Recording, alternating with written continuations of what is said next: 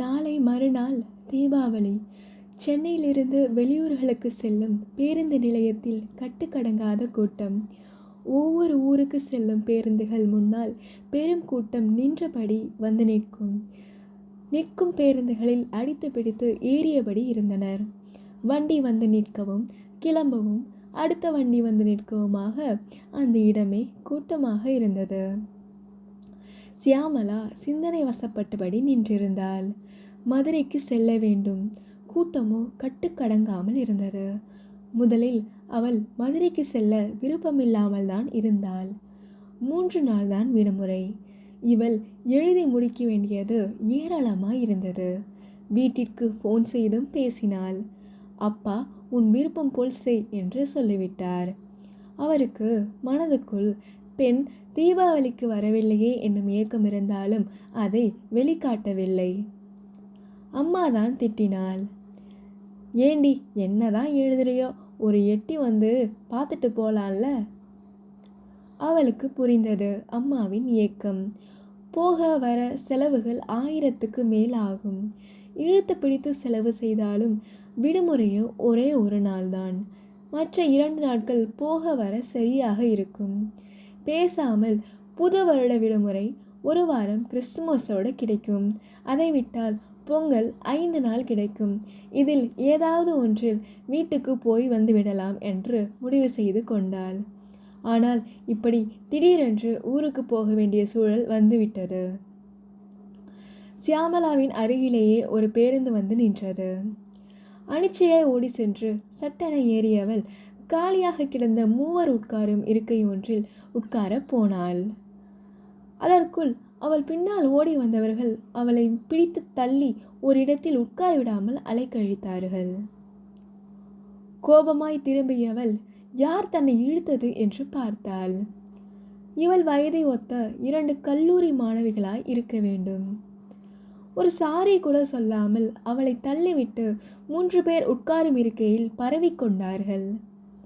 சியாமளா சட்டென அவர்களில் ஒருத்தியை அப்படியே தள்ளி சட்டென உட்கார்ந்து கொண்டாள். கீழே விழப்போனவள் எழுந்தபடியே சியாமளாவை முறைத்தாள். உனக்கு அறிவு இருக்கா? நான் கீழே விழுந்திருந்தா? சியாமளாவும் அவளை முறைத்தபடி, அதை முதல்ல நீ தெரிஞ்சுக்கணும். நான் ஓரமாக தான் நின்னேன். என்னை பிடிச்சி தள்ளிட்டு நீங்கள் சீட்டில் உட்கார பார்த்தீங்கல்ல. இவர்களின் சச்சரவுக்கு இடையில் புகுந்து ஜன்னல் ஓரமாய் இருக்கும் இருக்கையை பிடித்து உட்கார்ந்திருந்தவள் சியாமளாவை, நீ அந்த ஓரமாக உட்காரு, அவன் என் பக்கத்தில் உட்காருவா. சியாமளாவுக்கு அவள் சொன்ன தோரணை வெறுப்பாக இருந்தது. முதல்ல எப்படி ஒருத்தட்ட பேசுறதுன்னு மேனர்ஸ் கற்றுக்கோ. அந்த பொண்ணு உன் ஃப்ரெண்டாக இருந்தாலும் எனக்கு பின்னாடி தானே 2 பேரும் வந்தீங்க. அதுவும் உட்கார போன என்னை பிடிச்சி இழுத்துட்டு தானே நீயே உட்கார்ந்த. சியாமளாவுடன் மல்லு கட்ட இருவரும் தயாராக எழுந்து நின்றிருந்தாலும் ஒவ்வொரு இருக்கையிலும் இதேபோல் தகராறுகள் நடந்து கொண்டிருந்ததால் ஒருவரும் கண்டு கொள்ளவில்லை. அதற்குள் பேருந்தில் பயணிகள் நிறைந்து ஓட்டுநர் வண்டியை வேகமாக அங்கிருந்து எடுக்க வேறு வழியில்லாமல் ஒருத்தி கம்பி ஓரத்திலும் மற்றவள் ஜன்னல் ஓரத்திலும் உட்கார்ந்து கொண்டனர். நேரம் எவ்வளவு இருக்கும்? சியாமளா யோசித்தாள். தன் செல்போனை எடுத்து பார்க்கலாம் என்றால் காலுக்கு கீழாய் வைத்திருக்கும் பையை திறந்து எடுத்து பார்க்க வேண்டும். இப்பொழுது எடுத்தால் யாரையாவது இடித்தபடி எடுக்க வேண்டும். வேண்டாம், ஏற்கனவே நம் மீது கோபமாக இருக்கிறார்கள் நினைத்தவள் தான் கிளம்பும்போது மணி 6 இருக்கலாம். அப்படியானால் 7 அல்லது 7:30 இருக்கும். அவளாகவே முடிவு செய்து கொண்டாள்.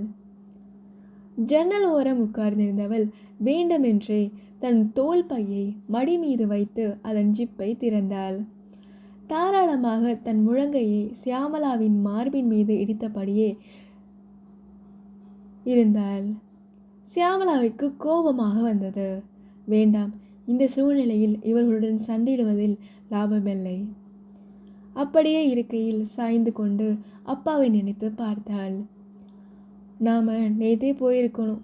போக வேண்டாம்னு அவங்கக்கிட்ட சொன்னதுனால பாவம் அவங்களுக்கு என்னைய பார்க்க ஆசைப்பட்டும் என்னோட படிப்புக்காக ஒத்துக்கிட்டாங்க. எனக்கு தான் நட்டம். அப்பாவையும் அம்மாவையும் நினைக்கையில் அவள் மனம் நெகிழ்ந்தது. பாவம் அப்பா, ஒரு அச்சகத்தில் வேலை. அதில் வரும் வருமானத்தில் எப்படியோ நம்மை இந்த அளவுக்கு படிக்க வைத்து விட்டார். இன்னும் 1 வருடம் முடிந்தால் சென்னையிலே எங்கேயாவது ஒரு வேலைக்கு சேர்ந்து விடலாம்.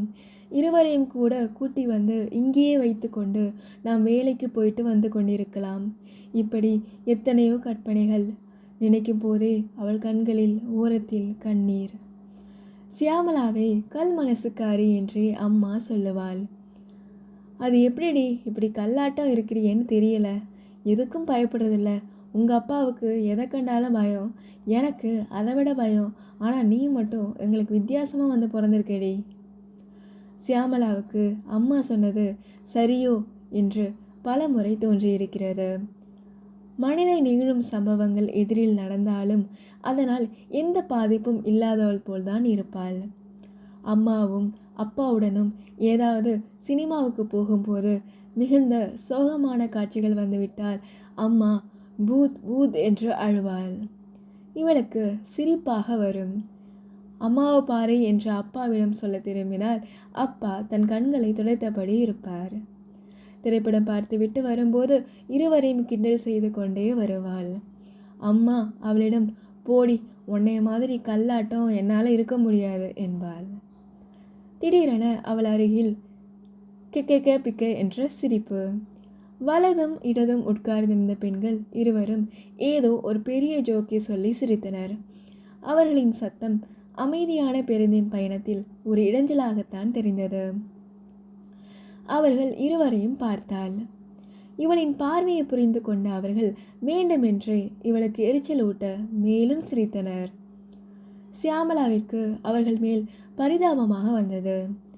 அவள் தாராளமாக அவர்கள் இருவரும் ஒன்றாக உட்கார்ந்து செல்ல ஒத்துக்கொண்டிருப்பாள். ஆனால் அவர்கள் அவளிடம் நடந்து கொண்ட முறை, அதனால் ஏற்பட்ட எரிச்சல், இதனாலேயே இப்படி வம்படியாக இவர்கள் இருவருக்கும் இடையில் உட்கார்ந்து வருவது சிரமமாக இருந்தது. பேசாமல் விட்டு கொடுத்திருக்கலாம். இப்பொழுது விட்டு கொடுத்தால் பயந்து விட்டாள் என்று எண்ணுவார்கள். திடீரென இந்த பக்கமிலிருந்தவள் சாப்பிடலாமாடி? ஓ, தன் பையை திறந்து பெரிய பார்சல் ஒன்றை வெளியில் எடுத்தாள். அதை பிரித்தாள். ஏதோ ஹோட்டலில் பரோட்டா பார்சல் செய்து கொண்டு வந்திருப்பார்கள் போல மாறி மாறி பங்கிட்டு கொண்டனர். நடுவில் இவள் உட்கார்ந்திருந்ததை கண்டு கொள்ளாதவர்கள் போல அவள் மீது சிந்தியபடி சாப்பிட்டு கொண்டிருந்தனர். அந்த மசாலாவின் மனம் அக்கம் பக்கம் சீட்டில் உட்கார்ந்திருந்தவர்களை இவர்கள் பக்கம் பார்க்க செய்தது. சியாமளாவிற்கு மனதுக்குள் கோபம் வந்தாலும் அடக்கி கொண்டாள். அவர்கள் இவளுக்கு கோபமூட்ட வேண்டுமென்று இவ்வாறு நடந்து கொள்கிறார்கள் என்று புரிந்தது. அதை உறுதிப்படுத்துவது போல் அவர்களுடன் சண்டைக்கு போனால் அவர்கள் வெற்றி பெற்றதாகிவிடும். அமைதியாக கண்டு கொள்ளாதவள் போல் கண்களை மூடியபடி தலையை இருக்கையின் மேலே சாய்த்து கொண்டாள். ஜன்னல் வழியாக ஒருத்தி அந்த சாப்பிட்ட பார்சலை வெளியே வீசினாள். கையில் இருந்த பிளாஸ்டிக் தண்ணீரில் ஜன்னல் வழியாக கையை எட்டி கழுவவும் செய்தாள். ஓடும் வண்டியில் இவள் கையை கழுவிய தண்ணீர் பின்புறமாக உட்கார்ந்திருந்தவர்கள் மீது வந்து விழுந்து கண்களில் எரிச்சலை ஏற்படுத்த பின்புறமிருந்து யாரோ சப்தமிடுவதும் சியாமளாவிற்கு கேட்டது. அதைவிட இந்த புறம் உட்கார்ந்திருந்தவளும் வேண்டுமென்றே இவள் மீது படுத்தவாறே தான் சாப்பிட்ட உணவு பார்சலையும் வெளியே வீசி கையை கழுவினாள். சியாமளா கண்ணை மூடியபடி படுத்திருந்தாலும் அவர்கள் செய்யும் ஒவ்வொன்றையும் உணர்ந்தபடியேதான் இருந்தாள். அவர்கள் மனதுக்குள் தன் மீது இருந்த வன்மம் அவளுக்கு புரிந்துதான் இருந்தது. 5-6 மணி நேர பயணம், அதற்கு மட்டுமே இந்த இருக்கை உரிமை. அது பரிபோனத்திற்கு என்ன ஒரு கோபம் இந்த பெண்களிடம். தன்னை போல இருந்தால். சியாமளாவின் எண்ண ஓட்டத்தில் அவளுக்கு தூக்கம் வரவில்லை. கண்ணை மூடியபடியே தலையை சாய்த்து கிடந்தாள். ஆனால் அவளிடம் ஒன்றாய் உட்கார்வதற்கு சண்டை போட்ட இருவரும் அப்படியே இவள் மடி மீதே சாய்ந்து எச்சிலை ஒழுகியபடி படுத்து கிடந்தனர். சியாமளாவிற்கு அவர்களை எழுப்ப மனமில்லாமல் அப்படியே இருக்கையில் கிடந்தாள்.